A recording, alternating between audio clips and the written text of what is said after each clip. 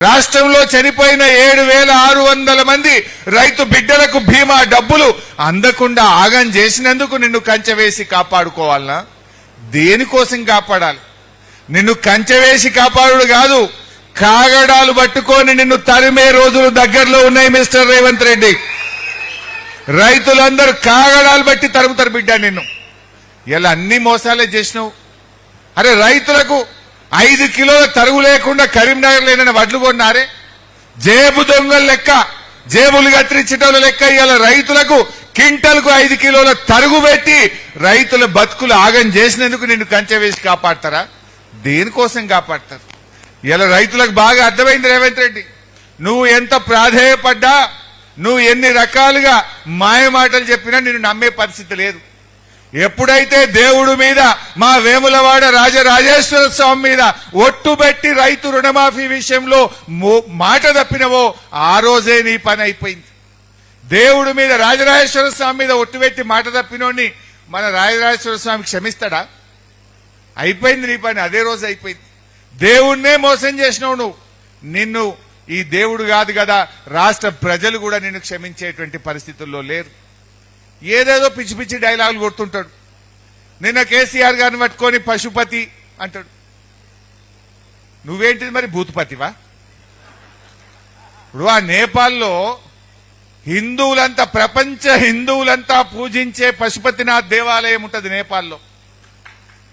పశుపతినాథ్ అంటే పశువులను, సమస్త జీవకోటిని కాపాడేటువంటి ప్రతిరూపం, శివుడికి ప్రతిరూపం పశుపతినాథ్.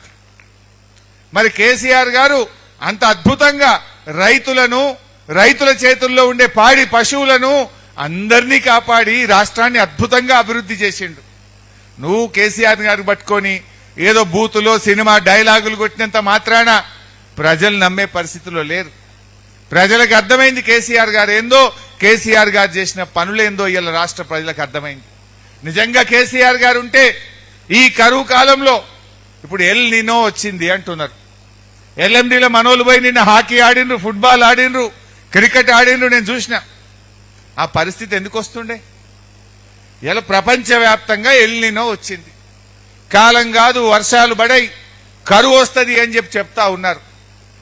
అందుకే కేసీఆర్ గారు దూరదృష్టితోని కరువు వచ్చినా, కాలం కాకపోయినా పక్కా నీళ్లుండే మేడిగడ్డ నుంచి కాళేశ్వరం ప్రాజెక్టును రూపకల్పన చేసింది. ఇలా కాళేశ్వరం అంటే మీ అందరికి తెలుసు, కరీంనగర్ వాళ్ళకైతే మనకు బాగా తెలుసు.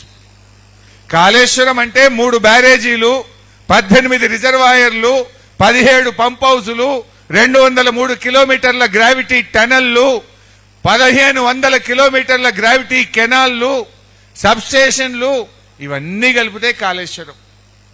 అన్ని బాగున్నాయి కదా. ఇలా ఆ కాళేశ్వరం గొప్పదనం ఏంటంటే దాన్ని 3 భాగాలుగా వాడుకుంటాం. మంచిగా కాలమైందనుకో, మంచి వర్షాలు పడ్డాయి అనుకో, మనం మిడ్ మానేర్ నుంచి మాత్రమే మోటార్ లాంచ్ చేసి కాళేశ్వరం నడిపించుకుంటాం. సగం సగం కాలమైందనుకో, ఎల్లంపల్లి దగ్గర మోటార్ లాంచ్ చేసి కాళేశ్వరం నడిపించుకుంటాం.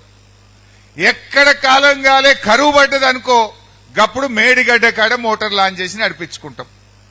పోయిన 2 ఏళ్ళు కాలం మంచిగా అయింది. రేవంత్ రెడ్డి అంటాడే కాళేశ్వరం లేకపోయినా పంటలు పండినాయి అంటాడు.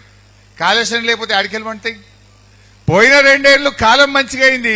ఎల్లంపల్లికెళ్ళే మోటార్ లాంచ్ చేసినాం, మిడ్ మానేర్కెళ్ళే మోటార్ లాంచ్ చేసినాం, బ్రహ్మాండంగా పంటలు పండినాయి. మా సుంకె రవిశంకర్ గారు ఉన్నారు. ఇలా ప్యాకేజ్ 8 లక్ష్మీ పంప్ హౌస్ ఎక్కడుంది? రవిశంకర్ గారి కాన్స్టిట్యున్సీ చొప్పదండిలో ఉంటుంది.